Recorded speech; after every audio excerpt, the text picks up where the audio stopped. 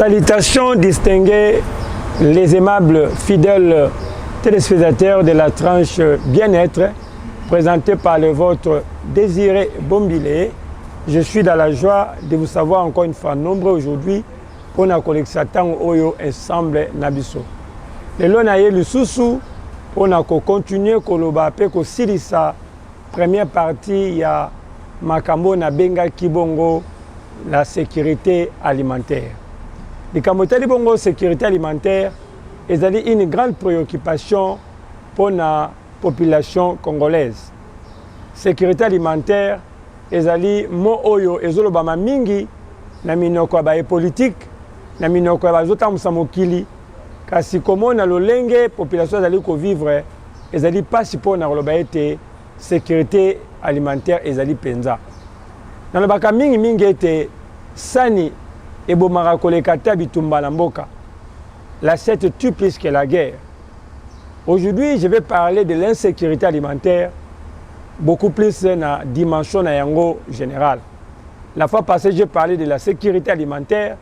J'avais abordé l'aspect insuffisance alimentaire, parce que quand on définit la sécurité alimentaire, bazoloba makoki oyo bokonzi bakonzi mboka bazali kopesa toko ti à la disposition de la population pour être allié à malam. Le lenga sengeli kolia. C'est-à-dire ceux qui par exemple na kati ya bakonzi mboka bazotia biloko esengeli la population allié selon besoin na ye, selon posa na ye, selon nzala na ye. Et on va bengi yango sécurité alimentaire pe la suffisance alimentaire.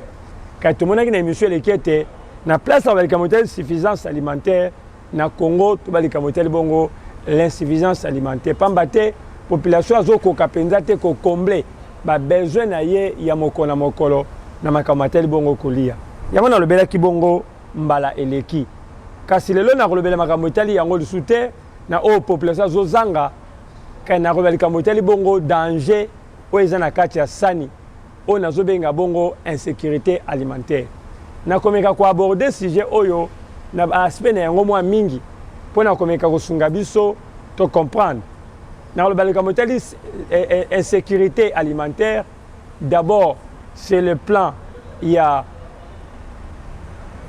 qualité il y a biloko yo tozali kolia na komeka ko bela insécurité alimentaire par rapport na ba OGM ba biloko ezali modifié na niveau laboratoire na mais ko bela kamoteli sécurité alimentaire beaucoup plus na côté italipé biloko tozali komela simba liboso ezali ete na tant tozali ko benga insécurité alimentaire tozali kolobela oyo nyonso ekoki kotia moto na kokoso na sima na kolia oyo nyonso ekoki kotia moto na kokoso na sima na kolia na biloko tozali kolia tozali na aspect tobengaka micro-organique organisme oyo ezali bongo ba infection oyo tobenga ba bactéries oyo tokozwa quand il y a une mauvaise manipulation des aliments, une mauvaise conservation des aliments et puis une mauvaise exploitation des aliments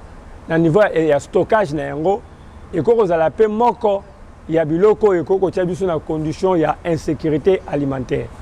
Alors quand on a ce qu'on appelle l'intoxication alimentaire, ezali aspect liboso na ko aborder ezali kolakisa bongo lolenge mabe ya kobomba biloko to lolenge mabe ya kosala biloko oyo ezali kokota bongo ba microbe oyo ezali kopesa biso malade na kozandakisa moko makasi okomona lelo so kawe na bawenze na biso oyo ezali lelo tozomona bawenze na biso okomona ba mama ba papa oyo bazali koteka biloko ya kolia bazali kotia yango na ba condition penze elongobani te tant somona biloko batandi yango na mabele moto azali kolia koya kosomba ndunda ayako kosomba mpiodi azosomba musuni oyo batandi na mabele s'il vous plaît et pembeni na ye fulu ezali pembeni na ye bosoto ezali kende na wenze lokola zigida na nsima ya mbula kende na nsima na gambela na nsima ya mvula omona lolenge ya bosoto oyo ezalaka bisika wana mokomona ata bongo biloko evandi na mabele ya kokama lusu ezali ete okomona meme pembeni ya bisika wana oyo bazali kotia biloko ya kolia banzongo inene ezali wana oyo tobengi batoilette et non seulement ça mais badale oyo ezali kocontenir bamatière fécale ezali pembeni et kokama meme koleka okomona meme na nsima ya kopepa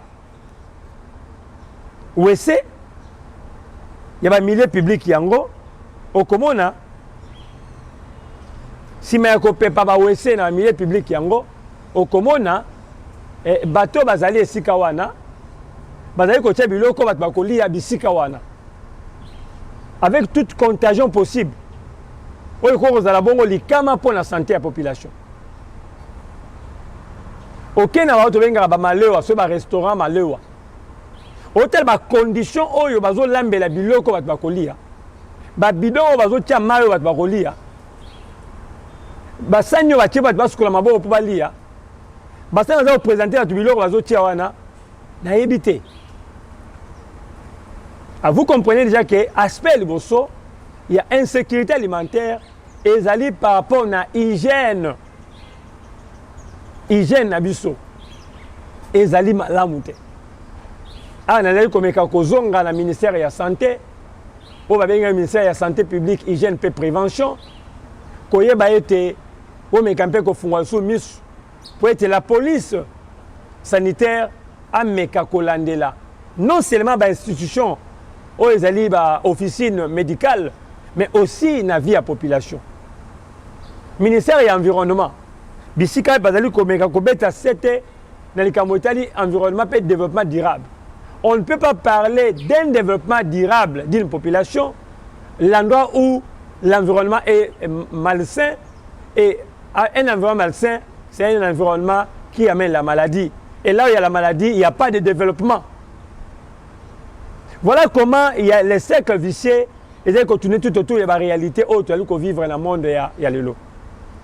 Donc déjà, par l'insécurité alimentaire, nous avons l'aspect hygiène pour éviter ce que nous appelons l'intoxication alimentaire. Parce que l'intoxication alimentaire met la personne dans l'insécurité. On a rappelé que le été l'assiette tue plus que la guerre. Ceux qui déjà dans il y a fonctionnement et milliers dans l'environnement est pollué. Avec tout ce que nous vivons comme saleté, il est difficile de conserver une bonne santé dans une situation environnementale polluante. Vous comprenez? Donc c'est très important que chacun prenne conscience de veiller à ce que les choses tournent mieux et merveilleusement bien. Wana eloko liboso oyo toko komeka kobeta na yango sete. Yami balé parce que j'ai pas de l'intoxication alimentaire mais il y a lié d'atteindre la qualité de l'aliments. Dans le but, l'intoxication alimentaire, tu as dit que tu as l'aspect manipulation. Il y a biloko, tu as dit que si tu as biloko, tu as dit affecté la microbe, la manipulation. Tu as dit que biloko, intoxication, et que beba pour une intoxication par rapport à la conservation. Ok? Tu as conservé l'eau malamouté. La température moko très élevée et ça peut permettre à ce que les bactéries se multiplier pour que va passer sa maladie et grave encore il faut noter qu'il y a aussi le stockage d'ici que tu as conserver que bomba biloko et ça peut malamu te to kei na ngambo ya mibale on a la mauvaise qualité des choses. Ce qui est étonnant c'est que non seulement biloko tozo lia ezali na ba bactéries ezali na capacité ya komela biso o tozobenga intoxication alimentaire mais curieusement balima yango pe ezali pe komela biso maladie parce que ezali ko contenir na kati na yango beaucoup des éléments nuisibles ou nocifs pour la santé. Parlons des engrais chimiques. Les engrais chimiques, ce sont des éléments chimiques qui permettent à ce que les aliments puissent croître au niveau des champs d'une manière malin parce qu'on sous-entend que ma belé est commis pauvre. Après avoir causé la culture 2 ou 4 fois, on sous-entend que la terre devient pauvre. Il faut encore la nourrir pour qu'il puisse continuer. Alors, sur le plan naturel, nous avons aussi beaucoup d'éléments qui peuvent constituer des engrais naturels. Oyo koza lokola ba déchets, oyo koko servir biso pona ko permettre à ce que bilanga ebota malamu. Mais malheureusement, lokola makoki wana tolingi ko faciliter makambo nyonso na ba laboratoire, olia ko tia ba déchets. Oyo koza lokola belément ya ko nourrir mabele pona ezala régénérer et continuer ko aider pour que babilo ke bota malamu. Nous avons préféré faire recours na mayele ya moto na laboratoire. On a fabriqué des engrais chimiques. Na place ya kotia ba déchets oyo et ko nourrir mabele, nous avons préféré ko célébrer engrais chimiques. Mais quel est le problème avec l'engrais chimique? D'une manière générale, l'engrais chimique, ce n'est pas mauvais. Mais là où c'est mauvais, c'est quoi? Quand je ne sais pas mauvais, ce n'est pas que la bête en maboko.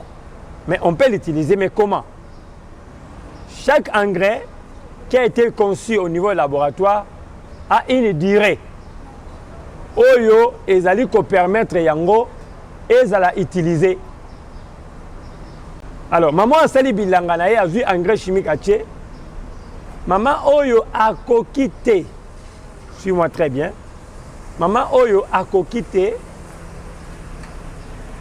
A kokite kobuka bilanga na ye to pondu na ye avant que bilanga délai ya engrais chimique oyo et salam.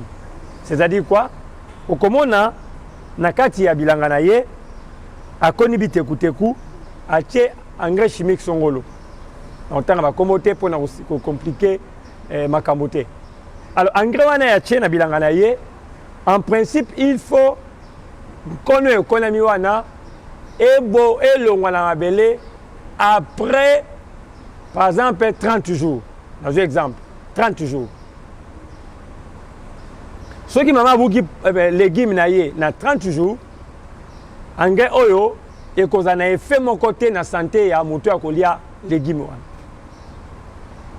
Mais curieusement, maman oyo akobuka bilanga na ye na 21 jours. Akobuka bilanga na 18e jour, o ba kuna balobi kona lelo buka lelo. Alors tango ya buki biloko oyo ezano na tango esengela kite. Qu'est-ce qu'il y a comme conséquence? Mine de deux, la santé à la population. Wana élément de bosso ou est bon engrais chimique. Na pèse exemple comme moi. Na kena auto benga na monde bilanga, auto benga ba pesticides. Les pesticides des alinines. Les pesticides des ali makoki oyo bazali kotia pona kopekisa ba insectes et bebisa nkona. Tozali na ba oto benga peste.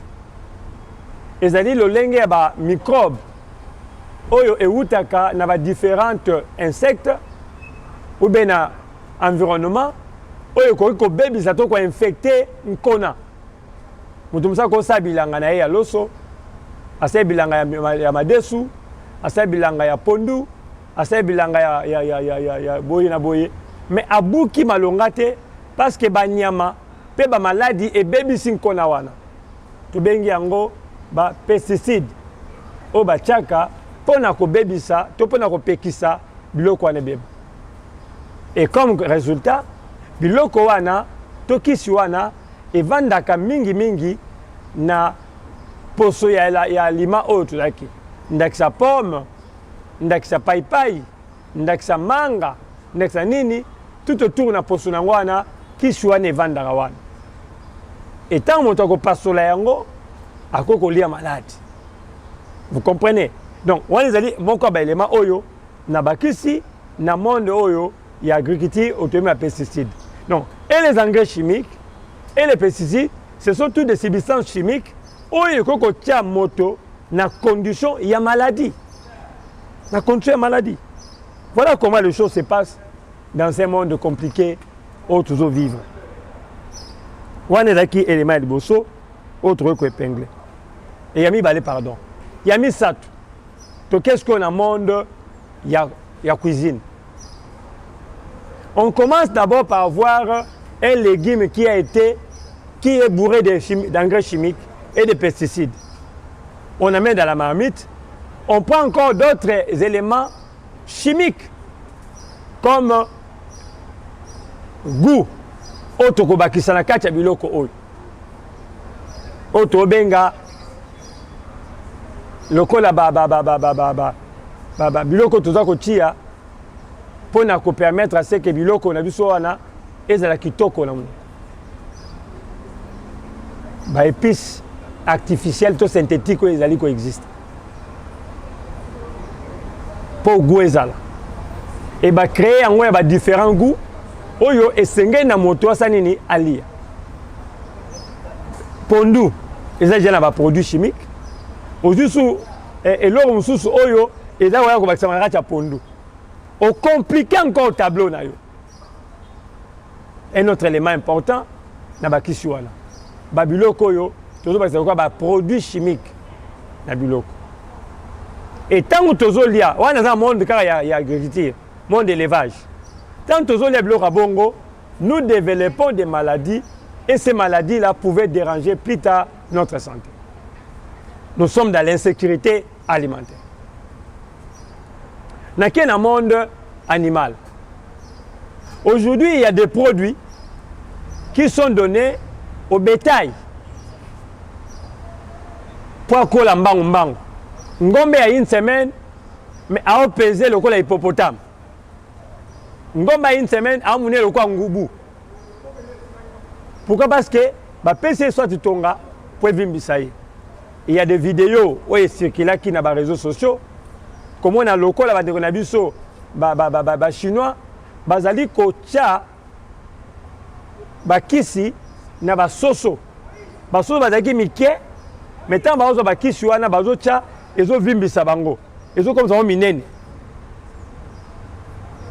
Alors, biloko nyoso wana bandeko na ngai ezali kotia biso na position ya insécurité alimentaire. Na nyo comprendre nga bien na makambo parce que si on comprend nga bien, on comprend que mam na le pour l'intérêt na yo. Et pour l'intérêt à santé na yo.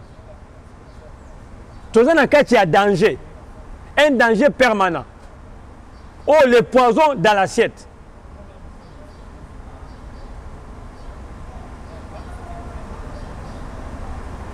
Dans le monde végétal, dans le monde animal, tout ça, bangombe, tout ça, la viande rouge, tout ça, même l'orana oyo, et zobo kwama, na ba condition ko kite. Na ki na monde à volaille. Soso abotami na bokuta ni papa na mama te. Soso abotami na bokuta ni papa na mama te. Soso abotami nakisi mama soso bapesi biloko kolia po abotamaki na sima kobotamaki oyo atie yango na disposition ya nani na sima botamaki oyo atie yango na disposition ya population alie maki oyo ezali ya malamu te parce que maki oyo mama soso na papa soso baboti et que c'est maki oyo ebimina Vierge Marie à Basoso. Vierge Marie à Basoso. Akutena papa te mazuizemi. Alors, ba maki wana eza ba maki ya qualité malamu te. Mais yango nde tone ba marché na biso. Yango nde. Pona okutela maki wa benga maki ya Congo. Maki ya solo. Ezali pratiquement rare. Voire quasiment difficile. C'est l'élément important. Tolongo wana mama soso yo aboko maki na bakisi aliaka bakisi po abotaka bamaki na sima ya carrière na ye bakoboma ye bakotekela biso ye tokolia ye pe tokosepela na le soso. Soso nini oyo le.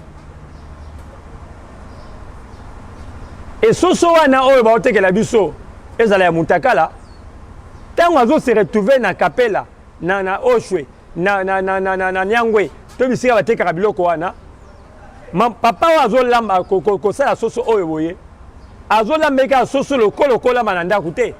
Mazo lamba ina ba conditions très désastreuses, très destructives pour notre santé. Parce que cause la bourrée na ba différents éléments oyo akobakisa pona kokomisa yango kitoko na présentation, kitoko na goût, kitoko na monoko. Mais na nzoto ezokende kosala nini? Insécurité alimentaire. Ezokende ko détruire biso appétit fait.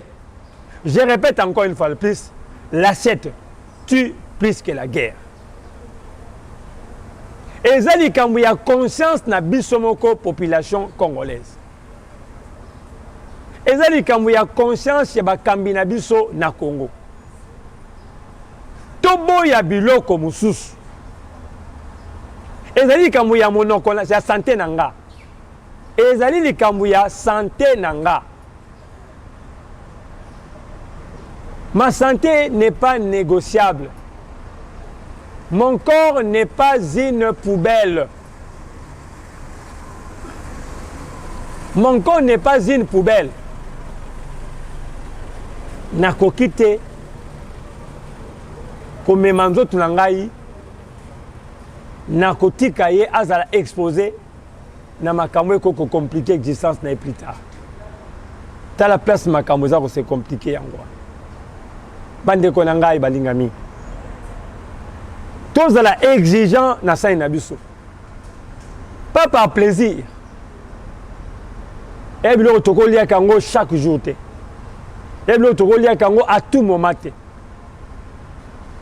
Parce que c'est notre santé qui est en danger. L'insécurité alimentaire. Dans le monde végétal, dans le monde, il y a breuvage, il y a comme là. Aujourd'hui, tous hommes la maille, tous hommes la bagie. Parlons des qualités de l'eau. Sécurité alimentaire, insécurité alimentaire, Namaï. Nous avons aujourd'hui plusieurs boutiques, j'appelle ça comme ça, Oyo et Bimisi, Bamaï, Oyo Zoteka Bamaï. Chaque maï est un combo na yango. Dans l'autre temps, comment maï moko ate. Est-ce que maï n'y a pas qualité malam? Est-ce que maï n'y a pas de normes? Oh, mais l'eau que sont dans tout. Et ceux qui sont dans la nzoto. Et ceux qui ne travaillent dans la nzoto. En bien ou en mal. Au comme la main n'importe comment. Et la plupart des fois, et la plupart des cas, maï oyo ya biso ya mboka, maï ya régie des eaux, la plupart tout le monde la rangoté. Tout le monde sait que tout le monde a milangi oyo. Parce qu'on sous-entend que maï régie des eaux préparé. Mais est-ce que maï tout le monde la wana et ça dit pépette?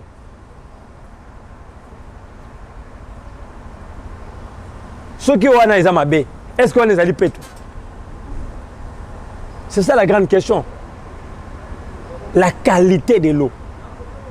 L'eau, c'est la vie, dit-on. Est-ce qu'elle est de bonne qualité? Ce qu'on nous fournit dans le robinet, ce que nous achetons dans les supermarchés, ce que nous buvons chaque jour, est-ce que c'est une maille à qualité? Nasuki wana, par rapport à maille, mais que chacun de nous s'interpelle. La structure, est censée réguler biloko wana. Est-ce qu'ils font bien leur travail? Pour ne censurer, kopekisa to kokanga, ou cause impropre à la consommation? Point d'interrogation. Dans quel monde d'abagi? Là, n'en parlons même pas. À part les produits chimiques, on entend qui engrais, les pesticides et les goûts, mais il y a aussi du sucre ajouté, il y a des colorants, édulcorants et tant d'autres. Exocitaire, émulsifiant, foulou. Est-ce que les bibliothèques sont nuisibles pour la santé de l'habitant? Est-ce que les bibliothèques sont des conditions pour la santé de l'habitant?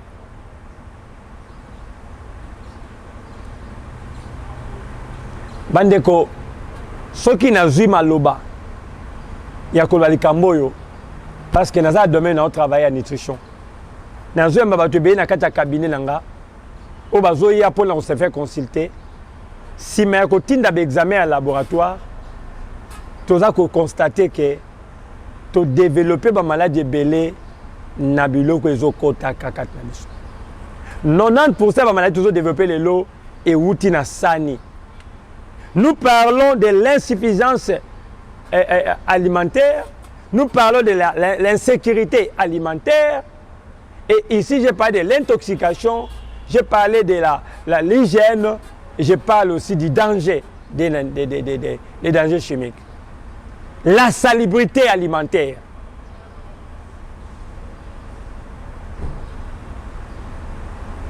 Et ce sont des choses qui ne plairont pas à tout le monde. Je sais. Mais je sais que c'est important qu'on en parle. Ce sont des choses qui ne plairont pas à tout le monde. Parce qu'il y a ceux qui bénéficient derrière la santé de la population. Il y a madame Zambon, on a été à belle talingate. Mais quel avenir nous aurons pour la RDC? Quel avenir nous aurons pour un pays où le peuple sera toujours malade?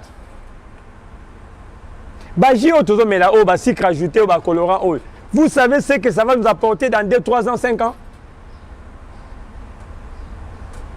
L'insuffisance rénale, les diabètes, les cholestérol.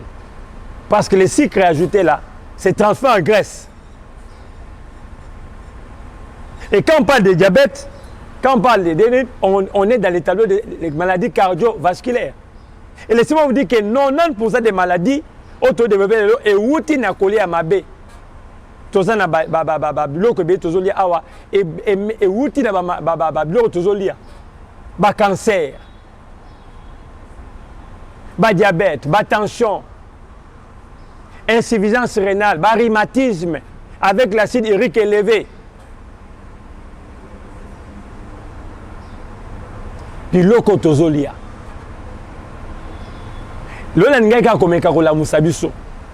Nous vivons dans l'insécurité alimentaire la plus élevée. Là, c'est tout plus que la guerre.